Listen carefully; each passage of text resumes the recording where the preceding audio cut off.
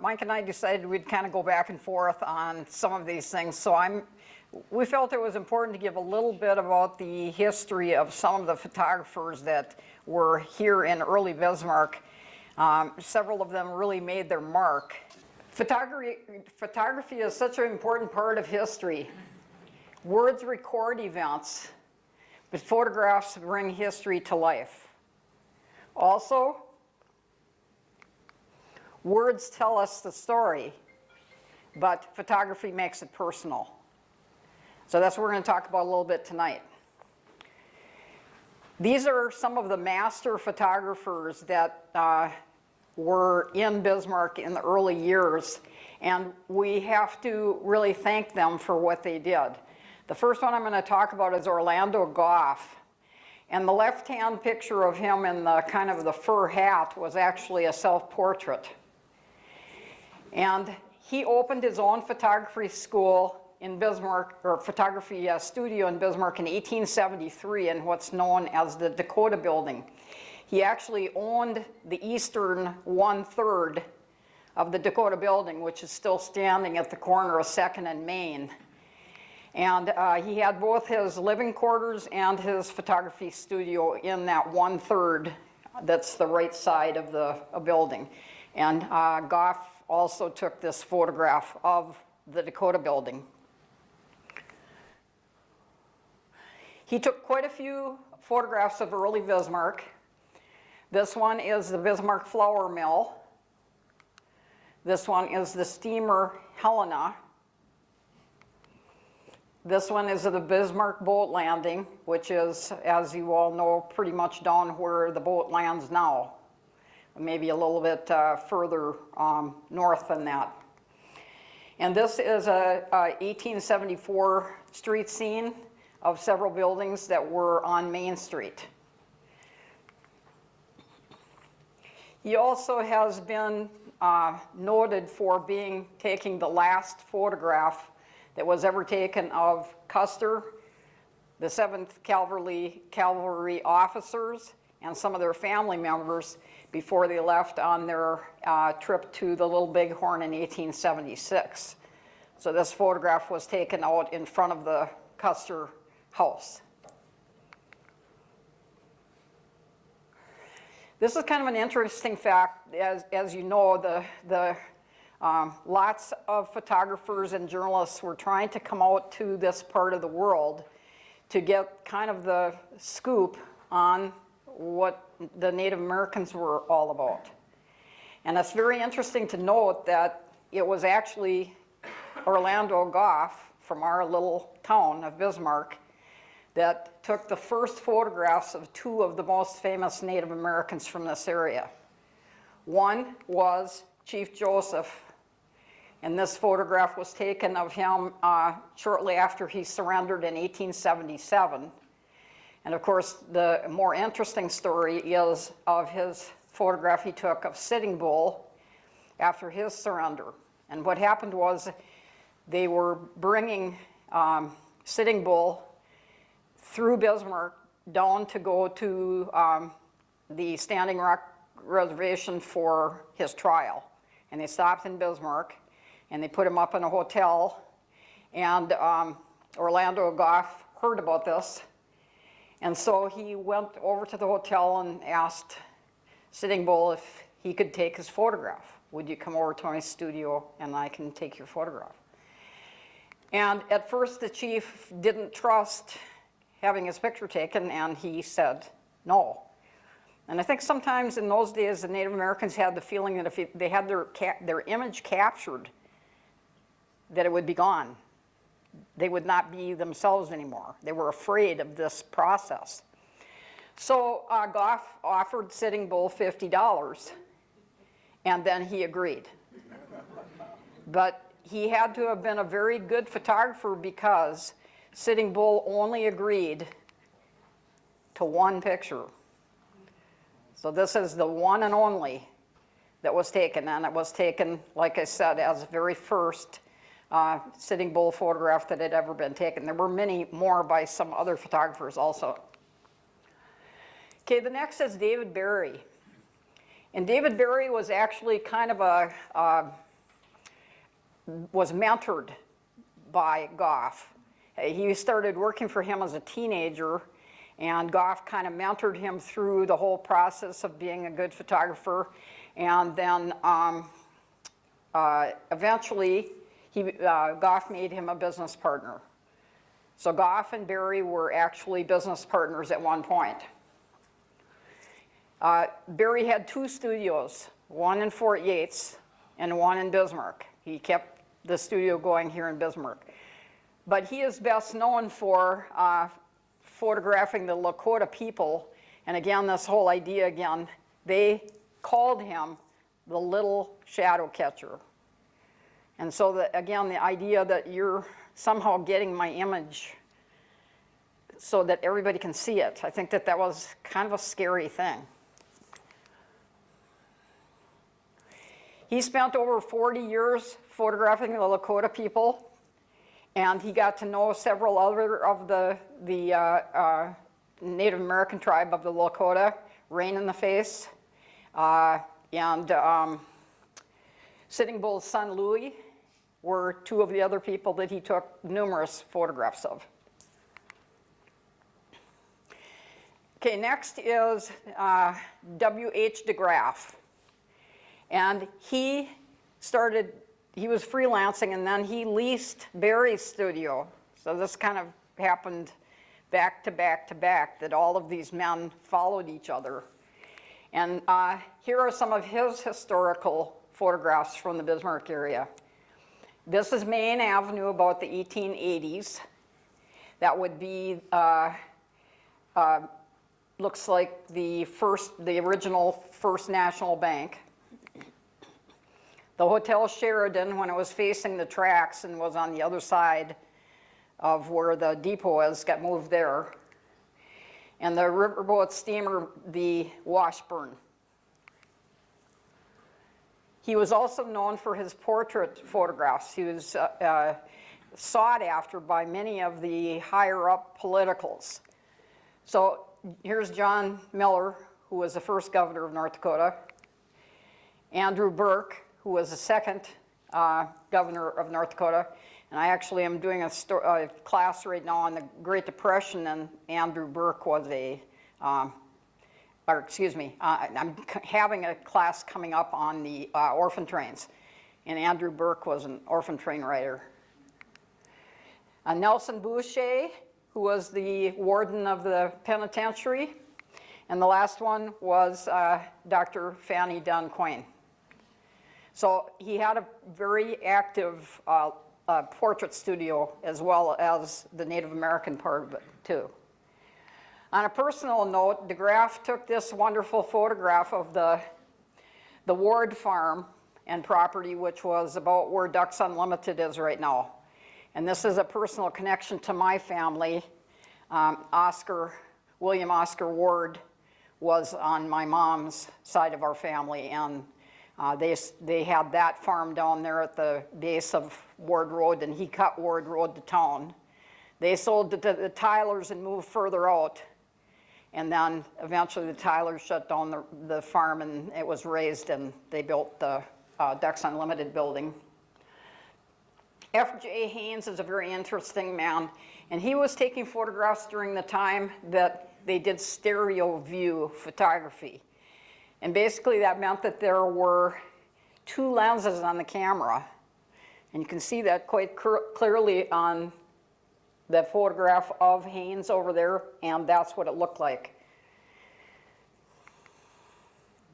In order to view these images, you had to stick the double image into what was called a stereoscope. And what it did was it had both of your eyes working together to see the image the way that you would see it in real life. Another interesting fact about F.J. Haynes is he went on to be the official photographer for Yellowstone National Park after being here.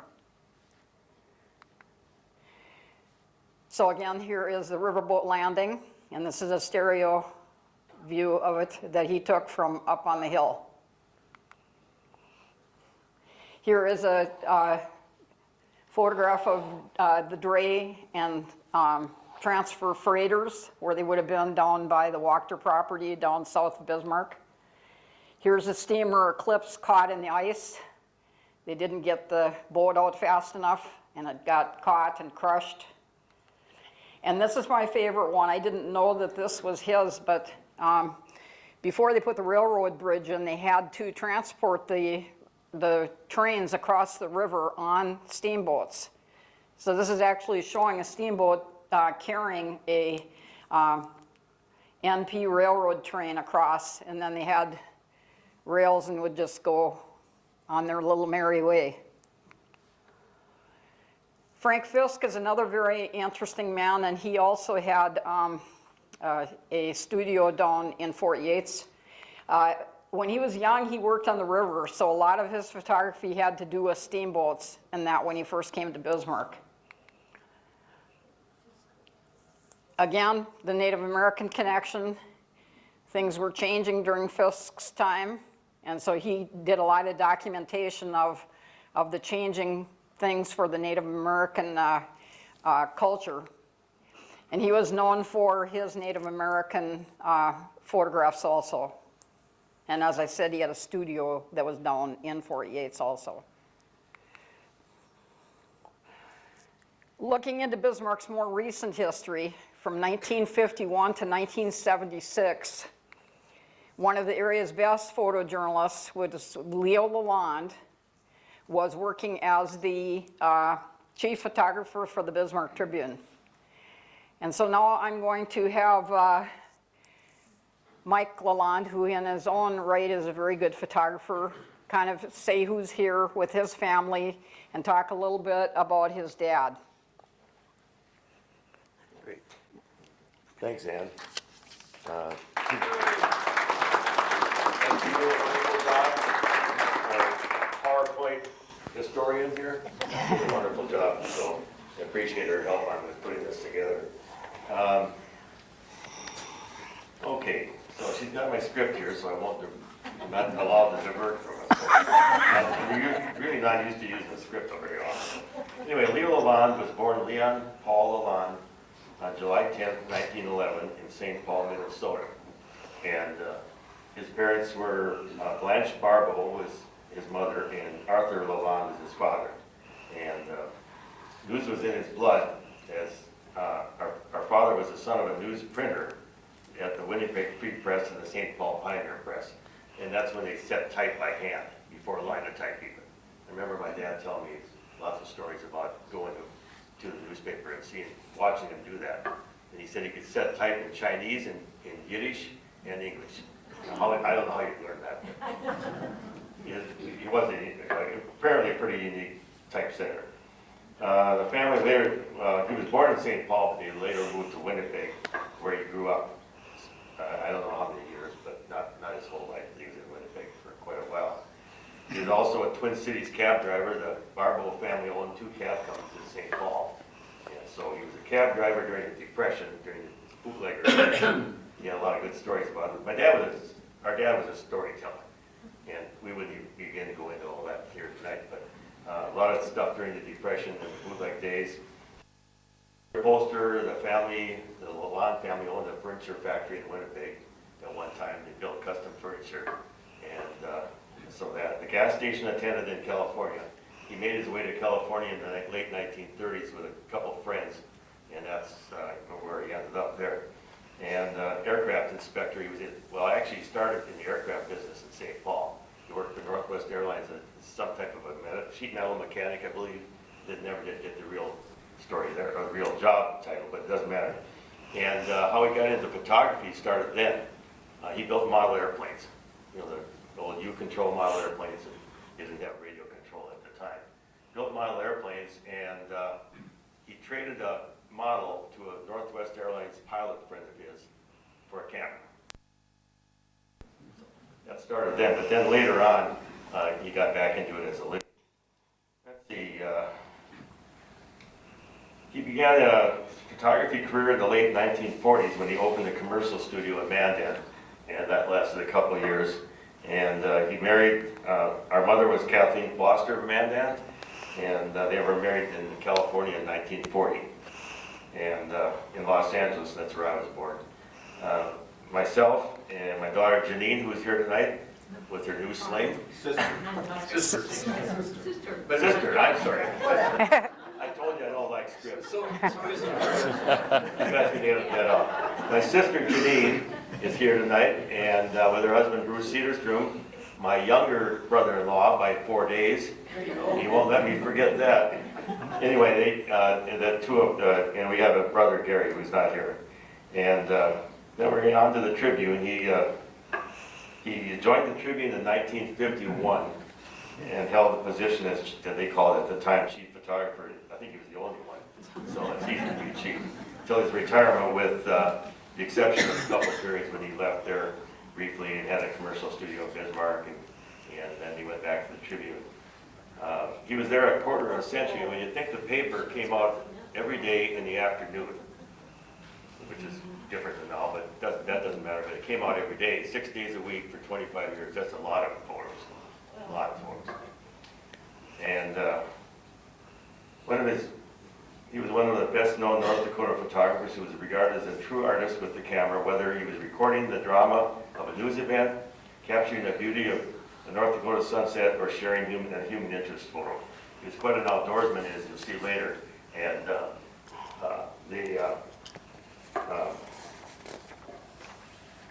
I had a lot of his photos were of the environment, of the outdoors. He went hunting, he traveled around a lot in the state, just, particularly like being outdoors. And you'll hear a little bit more about that later. So Anne's got a couple pictures here. Look this over a little better. I found a couple of events that happened to be weather events that were covered by Leo that are kind of important to the time period. And the first one was they called it the Fort Rice area storm, but it really ended up to be categorized as a tornado. And it hit on May 29th, 1953 at about 8 o'clock at night. And it was the Friday before Memorial Day. And this was rated as an F5 tornado after the fact. And that meant that the wind speeds were somewhere between 260 and 318 miles per hour. And he went down to cover this. The tornado covered 600 yards wide and a 7-mile swath of length. And you can see that that service station building was just flattened. All but 8 buildings were destroyed. And Fort Rice at that time only had a population of 50. The other photograph that I found was actually from a front page of the Bismarck Tribune. And this one showed the Immaculate Conception Catholic Church that had been destroyed.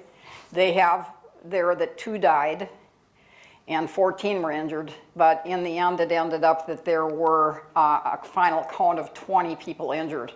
And from the accounts of this, there were pews from the church that were buried like 2 feet in the ground. So it was a pretty severe storm. So that event, there probably are not a lot of people here that remember. Almost everybody here, except the real young people, will remember this next great event, which was the blizzard of 1966. And he took quite a few photographs. And it just happened, I'm not sure how, but the majority of the photographs that he took during that storm were in my neighborhood growing up on Mandan Street. So you'll be able to see Mandan Street Hill on some of these. It was the worst storm ever recorded in North Dakota. 22 inches of snow fell in 4 days, and the governor called out a state of emergency and sent out the National Guard. So those photographs were all taken by Leo. And here are some more photographs from that storm. There's the federal building, Hughes, the back of Hughes, a train caught out near Mandan. And this is below the bottom part of Mandan Street Hill. And all of those are all Mandan Street Hill. And I can remember taking my little wooden skis and going down to the grocery store to get kind of down past your house and getting bread and milk for Mom, and then the walk back was a little bit more difficult. Okay. Thank you. So, move on. It says here, Mike, the same thing, you speak and I project.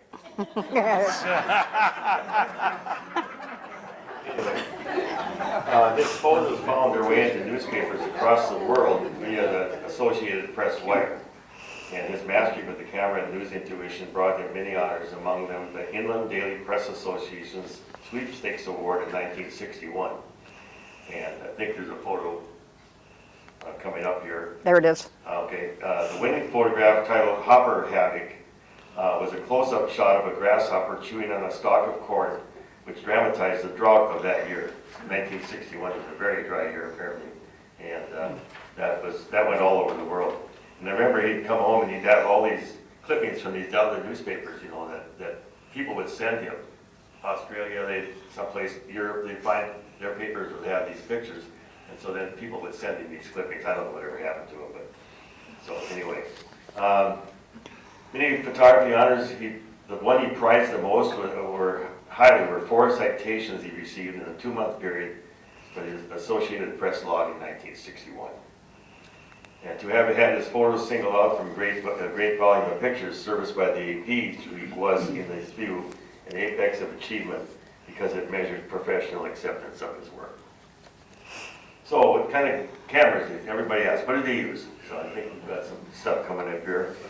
He never owned anything but German or Swedish cameras. He did not want to have a Japanese camera.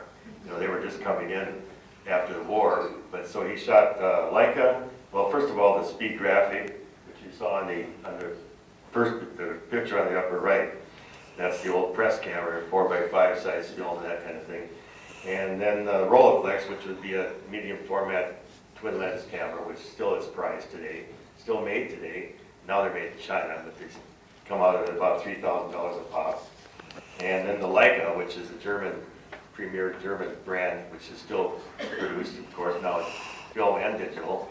They still make film cameras, but, and then the Hasselblad, which is a Swedish camera. You probably recognize that from the moon shots. The astronauts used them, and that was another medium format camera. But he was very classic in the type of equipment he used. It had to be good stuff, and I don't know what you think about all these cell phone cameras now. I know what he'd call, but we're taping this. So.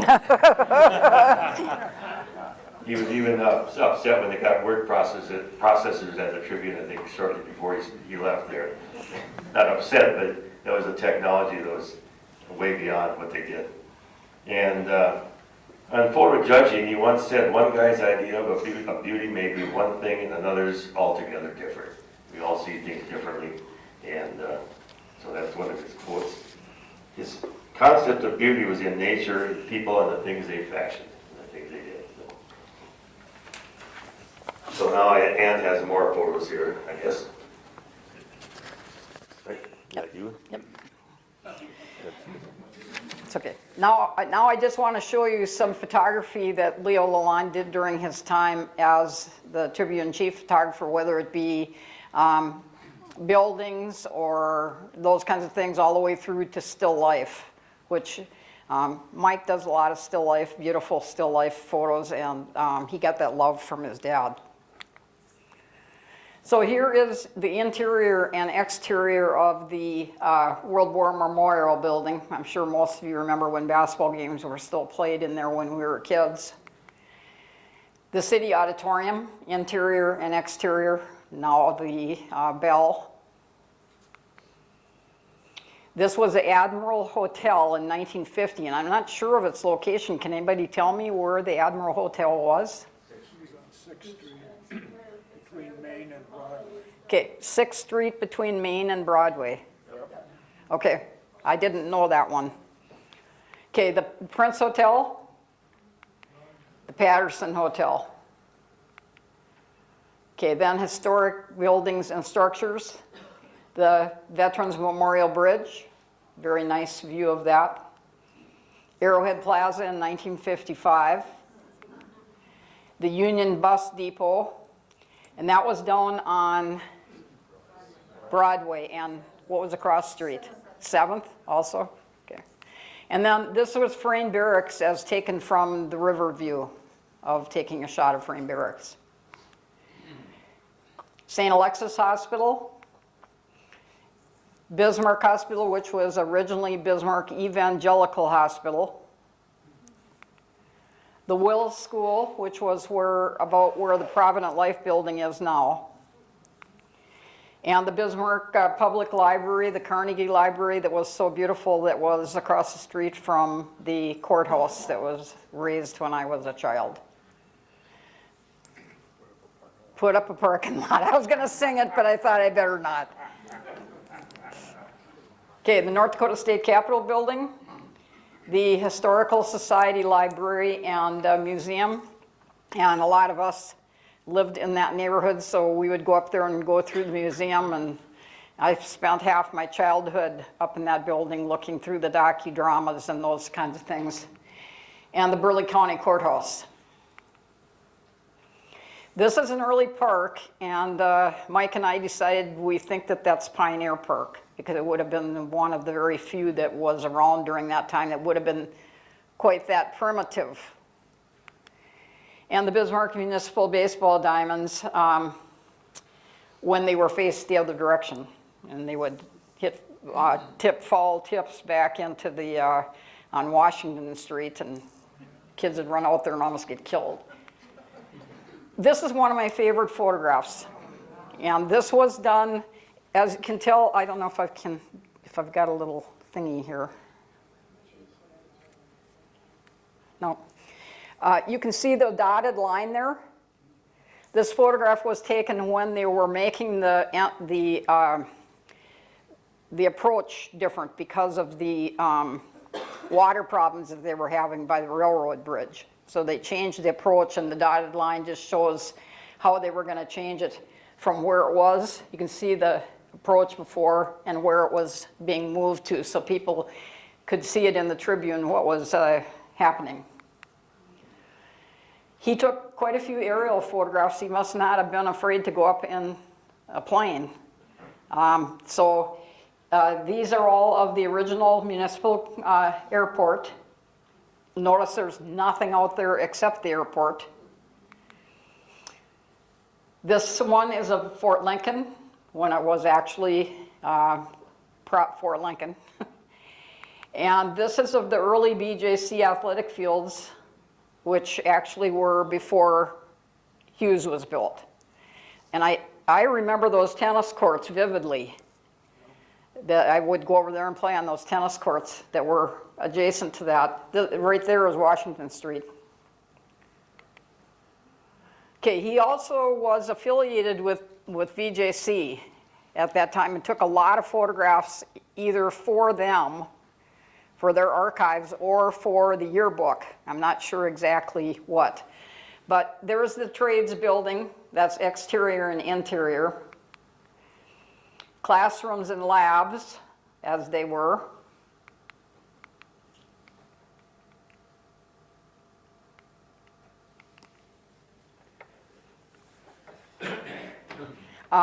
For some reason, there was a Northern Coast Limited train that was coming into Mandan that he went out and met and started taking photographs as it was coming in. And then 2 days later, he came back and it had snowed. So they had been plowing through all this snow. You can see packed on the front of the locomotive. So his lenses recorded a great deal of history during his 25 years of the Tribune. One would be the Garrison Dam dedication, which was a big thing in 1955, I believe. Wilson Basin oil boom, that's the first oil boom, the state's second constitutional convention, and numerous national figures, among them 6 presidents and many presidential candidates. I don't know what's up here. I'm just trusting she's putting up there what I'm talking about.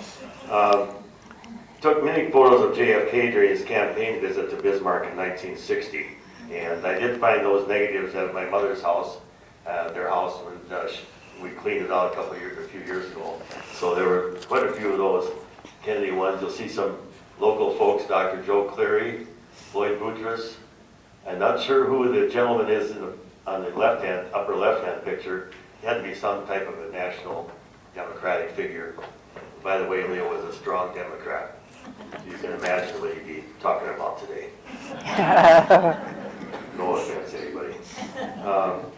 One of his most unforgettable experiences was riding with Give 'em Hell Harry Truman on a whistle-stop political tour in September 1952. And the train, it was a campaign train, went from Fargo to Minot.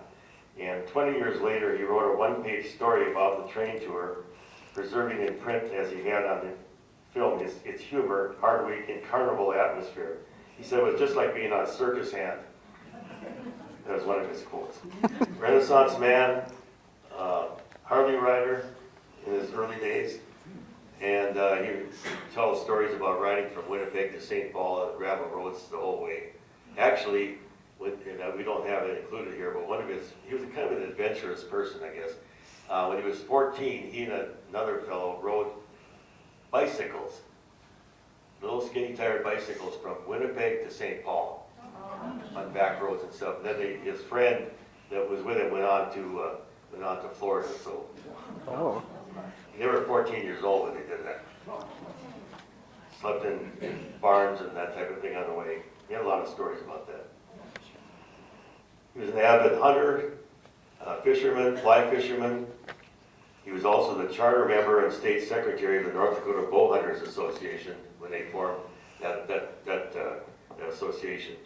And that group in 1953 wrote the first legislation to allow deer and bird hunting with a bow.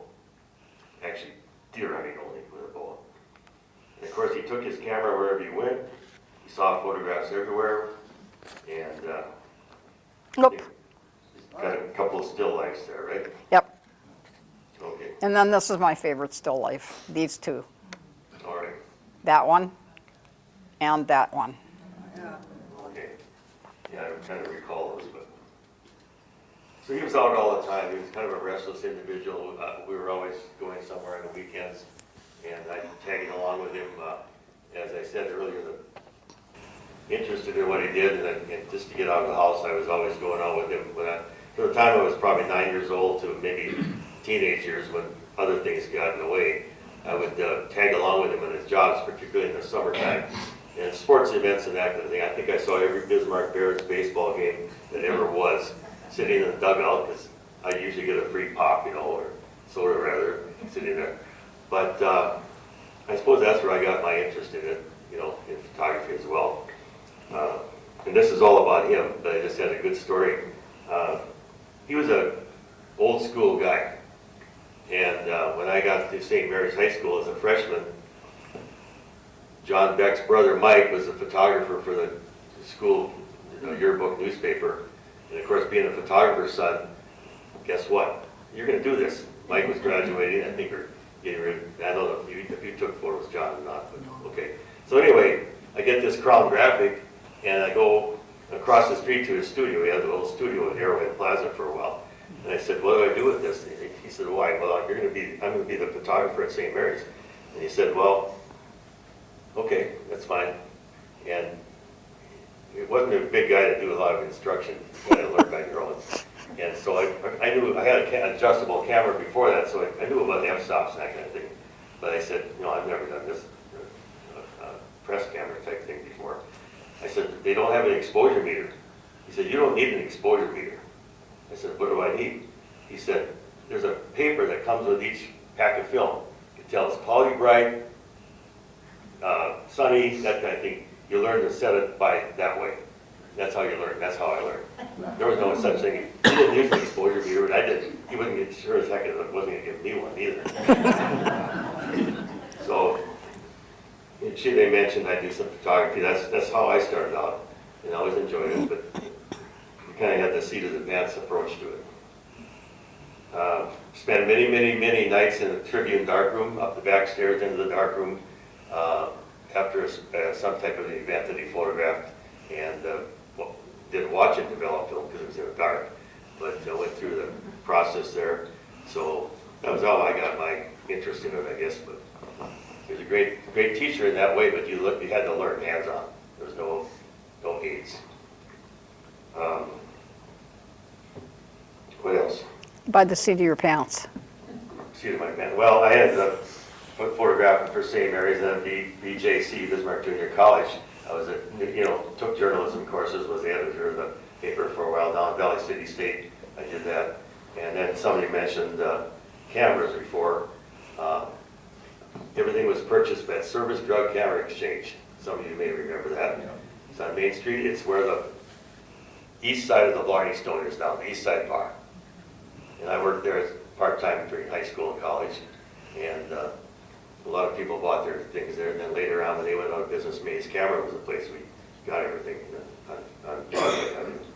So anyway, I want to thank Ann for all the work she's done here, and also welcome Mike McCleary and Tom Stromby, the great photographers presently from the Tribune.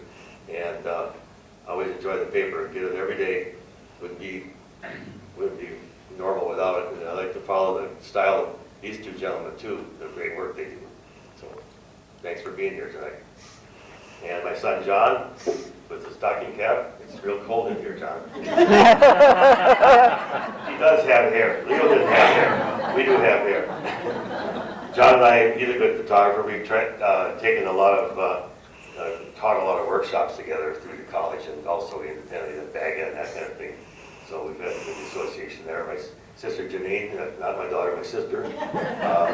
Her son, Kevin Cedarstrom, is a very accomplished journalist from the Minnesota area down in Park Rapids. He's getting his teaching degree now, so he's taking a little time off. But so we've got some strains going through the family, that kind of thing. Anyway, if there are no other questions, comments, thank you for coming Thank you. tonight. We really appreciate it. And,